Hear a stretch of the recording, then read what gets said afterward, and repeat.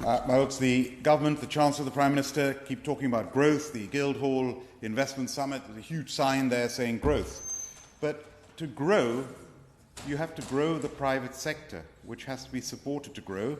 It's a private sector growth that creates the jobs, that creates the taxes, that pays for the public services.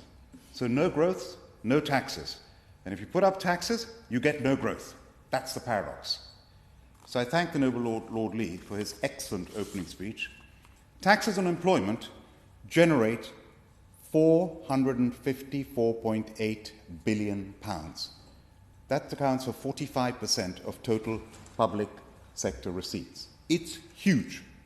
And employment tax revenues represent almost 17% of UK GDP. For a married worker with 2 children earning an average salary, the UK has a tax wedge of 27%, above the OECD average of 25.7%. So high employment taxes can discourage firms from hiring, reduce wages, affect workers' decisions on entering the workforce or seeking higher paid jobs. Corporate and consumption taxes also influence employment. Corporate taxes can deter investments in jobs. I'm sorry, the previous government have to be blamed for raising taxes to their highest level in 70 years, and in particular putting up corporation tax from 19% to 25%, which was a huge mistake and should not have been done. Consumption taxes create a wedge affecting labour demand and supply. Higher taxation is associated with reduced labour supply, and studies show 1% rise in tax correlates to a 0.5% drop in hours worked.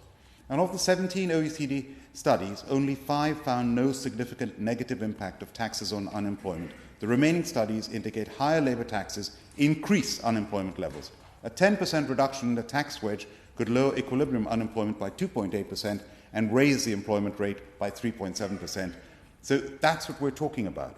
And the fiscal drag, which the previous government put in place until 2028, that, of course, is hugely damaging as well, and it affects 7 million taxpayers. The Labour Party has promised to maintain corporation tax at 25%, and of course not raise income tax, not raise employees' NI, not raise VAT. That's all great.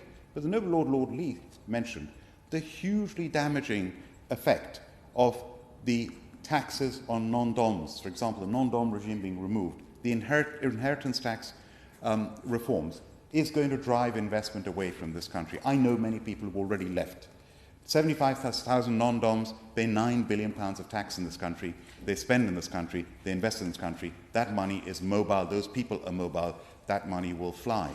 Increasing capital gains tax from 20 to 24 was not as bad as we thought it would be. But of course, the elephant in the room is the 40 billion in tax increases.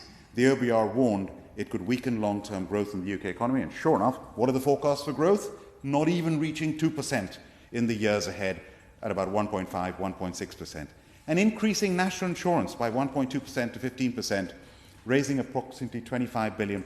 That is a tax on jobs. And the public spending rising significantly. I do agree with Lord Davis. Of course, if you spend more and you increase infrastructure, it should help productivity.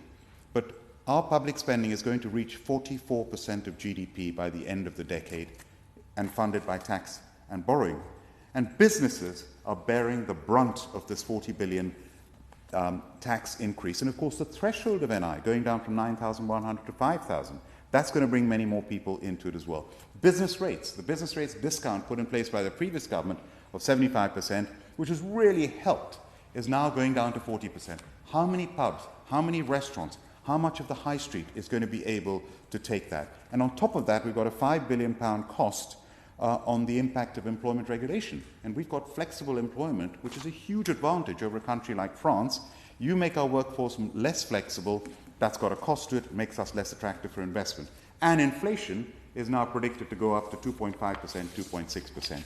So, my lords, to conclude, since 2008, 16 years, financial crisis, austerity, COVID pandemic, Ukraine war, inflation up to 11%, energy inflation, cost of living crisis, October the 7th and the tragedy of that day and the tragedy since, and the uncertainty every direction you look in the world. How much more can business put up with How much can business deal with? How resilient can our businesses be? As Nobel Lord Lee said, 80% of the jobs are provided. SMEs, the 5 million SMEs, the jobs that they provide. How can we carry on and deal with just one challenge after another, and then you get this Halloween budget burdening business with higher taxes? This is a tax, borrow, and spend budget. This is not a growth budget. This is not a pro-business budget. This is not a pro-entrepreneurship budget. Government's job is to be a catalyst and to create the environment for businesses and for entrepreneurship to flourish and grow. The budget does exactly the opposite.